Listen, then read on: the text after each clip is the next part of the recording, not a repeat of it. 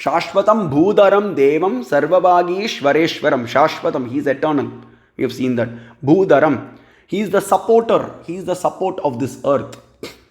Support of this Bhu entire Bhu Mandala. He is the ultimate support. So keeping this, Purusha Suktam also says this, mentions this. Sabhumim Vishvato Vritva Atyatishtad Dashangulam. He is the support of this entire, not just the Bhu Mandala, of this entire universe. Sarvabhagishwareshwaram. And then Sudurjayam Jagannatham. Mahadeva is Jagannatha. He is the ultimate Lord. Brahma, Vishnu and Indra can be called as, referred to as, the Lord of the world. But ultimately, the Supreme Lord is Maheshwara alone and not anyone else. Sudurjayam. And then Janma Mrityu Jaratigam. He is not bound by Janma Mrityu. He is beyond birth, old age, disease and death. Matsya Purana, 154th chapter, 179th verse. Parvati Mata says to the sages, Brahma, Vishnu, Indra, Munayor, Janma Mrityu Jaraditaha. The personalities that you have mentioned, the sages, including you, Parvati Mata says, Brahma, Vishnu, Indra, Munayor, Brahma, Narayana, Indra and you all are bound by birth, old age, disease and death. Whereas I want to get married to the ultimate, the supreme reality who is imperishable, who is indestructible, who doesn't have birth. That's why when Narada Maharshi comes and then he comes to Himavan's palace, and then when Parvati Mata was young, he looks at Parvati Mata and then he says to Himavan, oh Himavan, the person who is going to get married to Parvati Mata is not born. Is not born actually. And then Himavan is totally confused. Oh, what are you saying? He is not born yet? What do you mean, Narada Maharshi? And then Narada Maharshi laughs and then he says, you have not understood my words properly. When I said he is not born, he doesn't have birth, oh Himavan. That birthless Mahadeva is going to get married to your daughter Parvati Mata. And then Himavan becomes ecstatic. So that's what Vyasa Maharshi here, he says, Janma Mrityu Jaratikam. He is beyond birth, old age, disease and death. He alone is beyond birth, old age, disease and death. Not Brahma, Narayana or Indra. Jnanatmanam Jnanagamyam Jnanashreshtam Sudurvidam Dataram Chaiva Bhaktanam Prasadam Vihitanvaran Tasya Parishata Divya Rupair Nana Vidair Vibhoho Vamana Jatila Munda Krasvagriva Mahodaraha. See, beautiful. Krasvaya Chavamana Krasvagriva. He is the smallest of the smallest and the greatest of the greatest. Krasvagriva. Vyasacharya uses that word. Vamana, he uses the word Vamana also. Krasvaya Chavamanaya Chanamo Brihate Chavarshiyase Chanamo Vruddhaya Samvruddvane Chanamo. Comes in the Rudram. All the verses match with Rudram, match with the Vedas, the essence of the Vedas and Upanishads. He is the greatest of the greatest and the smallest of the smallest. Anoraniyan Mahato Mahiyan Atma Guhayam Nihitosya Jantoho Tamakratam Pashyati Vitashoko Datur Prasadan Mahimanam Isham. One who realizes that personality, who is the smallest of the smallest and the largest of the largest in the heart, he gets rid of all the shokam. Tamakratam pashyati vita shoko. All the sorrows. Shoka means all the sorrows. He gets rid of all the sorrows and then he attains the highest peace. He goes back eternally to Parakailasha to engage in eternal service to Mahadeva. That's about Hrasvagriva and Vamana. Parishada. Parshada. The word Parshada very often is used in the Puranas referring to the Shiva Ganas. Shiva Parshada. Veerabhadra is a Shiva Parshada. Kala Bhairava is a Shiva Parshada.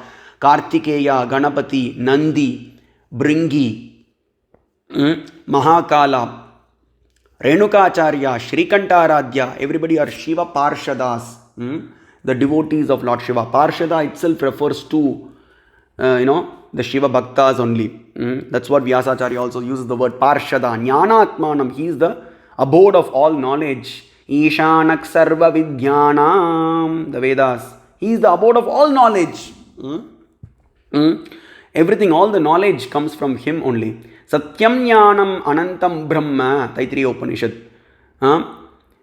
Jnanatvam, Satyatvam and Anantatvam are his attributes. He is truth personified, he is knowledge personified, and then he is infiniteness is one of his attributes. And then Bhaktanam Prasada Vihitan Varan. He is bound by his devotees. He always, whatever boons they ask for, he gives them. He gives that to his devotees. And he is the highest of all knowledge and he is unknowable. He knows everybody, but no one knows Lord Shiva. That's what the Upanishads also say. He knows everybody, including Brahma and Vishnu. That's what Vishnu also says, right? We saw that in Padma Purana, Patala Kanda, 105th chapter, 192nd verse. Namaste Devadevesha, Namaste Shashvata Avyaya, Na Jane Habhavam Tambos. I do not know you, O Mahadeva. Tvamcha Vetsi Namo Namaha. You know me very well. So he knows everybody, but he is unknowable. He is not known to anybody. And that's why we go behind all sorts of materialistic pleasures in this world, right?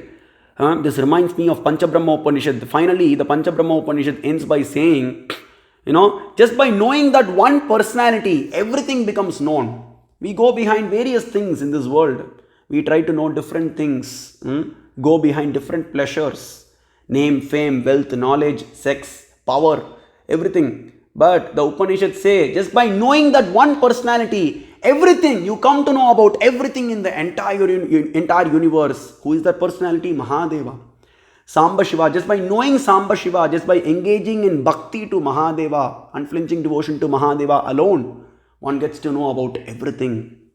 By knowing that, one gets to know about the unknown.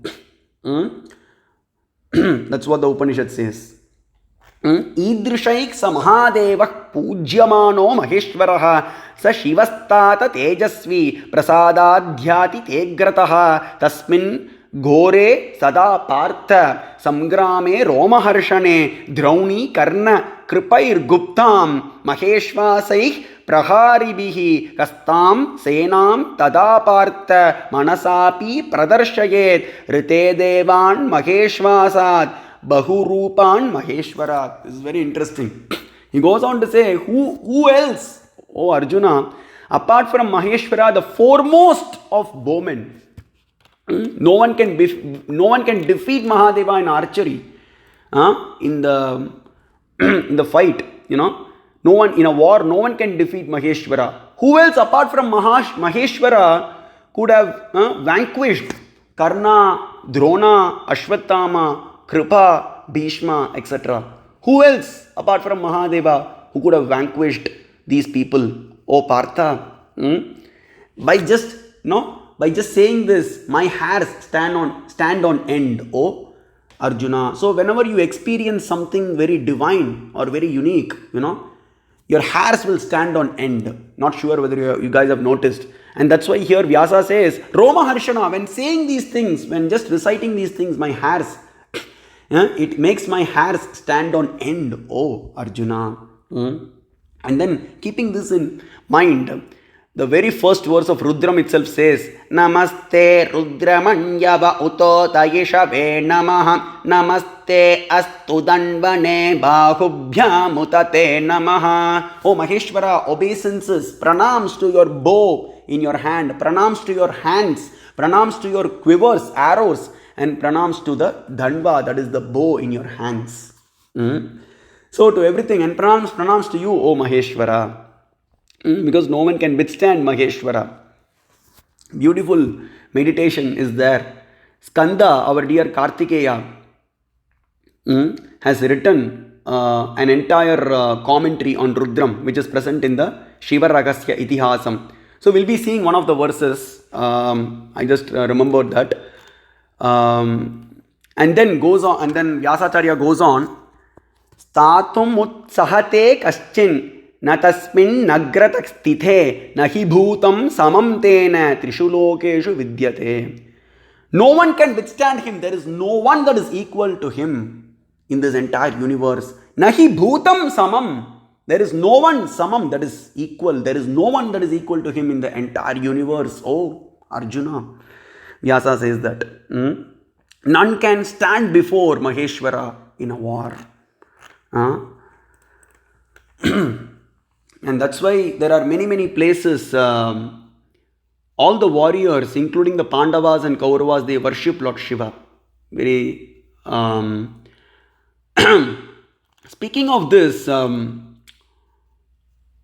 when Arjuna in Mahabharata, Arjuna he takes away Subhadra, right? Krishna's sister. He elopes with Subhadra. So it's like Subhadra wanted to marry Arjuna. Arjuna also wanted to marry Subhadra, and then Krishna helped them. But Balarama was interested in getting Subhadra married to Duryodhana. So in order to get rid of that, Krishna will devise this plan, and then they will elope.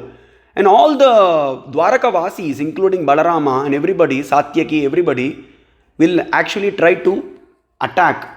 They will try to go to Hastinapura and attack Arjuna and get back Subhadra. And then Krishna will stop them, and he will make a point very importantly. What qualities are not there in Arjuna? Oh, my elder brother. He is the son of Pandu. He is the greatest archer. And then he is the Drona Shishya. Can anybody defeat him in war? Can anybody defeat him in archery apart from the three-eyed Lord Shiva? See, Mahadeva alone is an exception. So why I brought this point is that Lord Shiva is the ultimate warrior. No one can withstand him. That's what Vyasa says here. Lord Shiva is the ultimate warrior. No one can withstand him in a war. Whoever Maheshwara is on the side, whoever side Maheshwara chooses, that side alone will win. And that's why Krishna and Arjuna were able to win the war. And there he makes the point, apart from the three-eyed, oh my dear brother Balarama, apart from the three-eyed Mahadeva, can anyone withstand Arjuna in archery, in a war? So Mahadeva alone is an exception, because Mahadeva, no one can defeat Mahadeva. So that's the point. And speaking of, there is a place where, the episode of Banasura comes. Some people, some Shivadveshis, Avaidika Moodas say that, Banasura, Maheshwara chose the side of Banasura and then he got defeated. It was only by the grace of Lord Shiva that Krishna was able to defeat him, not otherwise.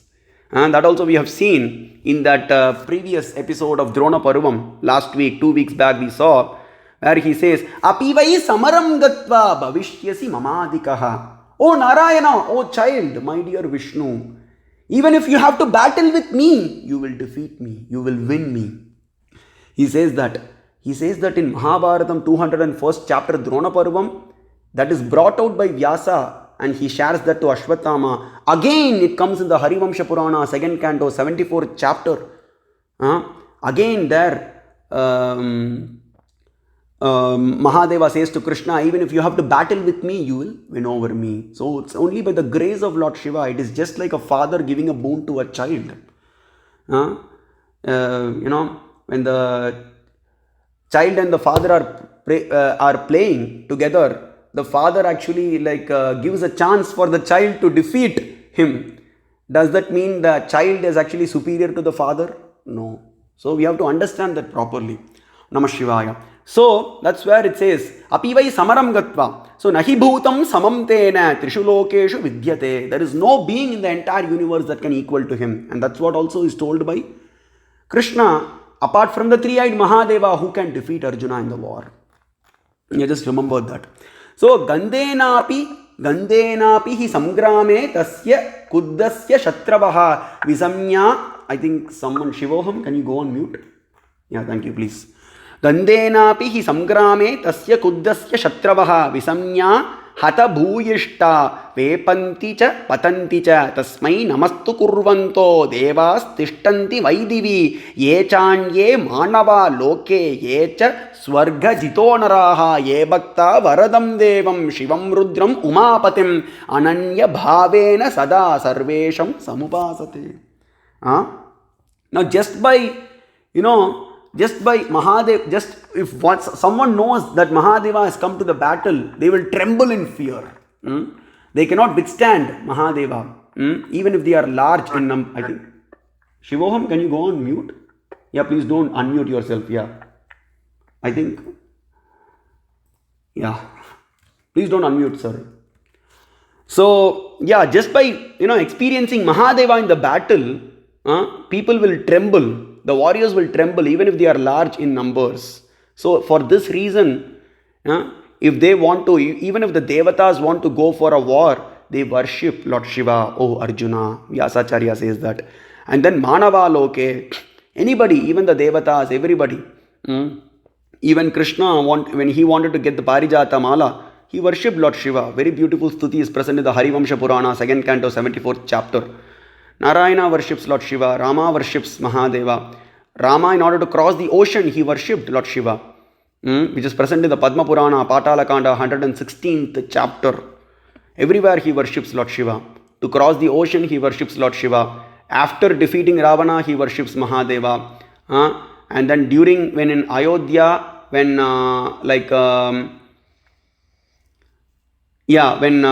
winning over Sita, during that time also he worships Lord Shiva. So all these stories are present. And also there, Rama breaks the bow of Shiva by the grace of Lord Shiva. That is also a boon that is given by Mahadeva, which is present in the Padma Purana.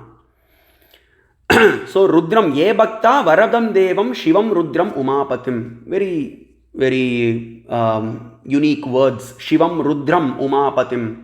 He is all auspicious and he is the remover of all sorrows, and Umapati, which is a very, very, Uma is a very common epithet used in the Shastras. Kena Upanishad talks about Mahadevi Parashakti, 3rd canto, 3rd chapter, 12th verse comes where Parashakti comes as Umam Haimavatim. She comes as Brahmavidya Devi. She comes to give the knowledge to the Devas. Devas, foolish Devas, please try to understand. The victory that you have gained is not by your grace. It is by the grace of that Supreme Brahman, the Supreme Reality, Mahadeva, Parameshwara, not anyone else. So, and then Namas Somaya cha Rudraya cha Namak Tamraya cha Runaya cha Soma. Shiva plus Uma is Soma, one who is eternally with Uma. 8th Anuvakam of Rudram. Somak Pavate Janitamatinam. Rigvedam 9th canto, 96th chapter, 5th verse. The same verse comes in the Samavedam Purvarchika and Uttararchika, chapter 5, where Parashakti and Paramashiva are described as the cause of everything. The Bhuvanam, Indra, Surya, Vishnu, Brahma, Agni, etc. Vedic verse. And then Uma Sahayam Parameshwaram Prabhum, Kaivalya Upanishad, one who is eternally with Parashakti.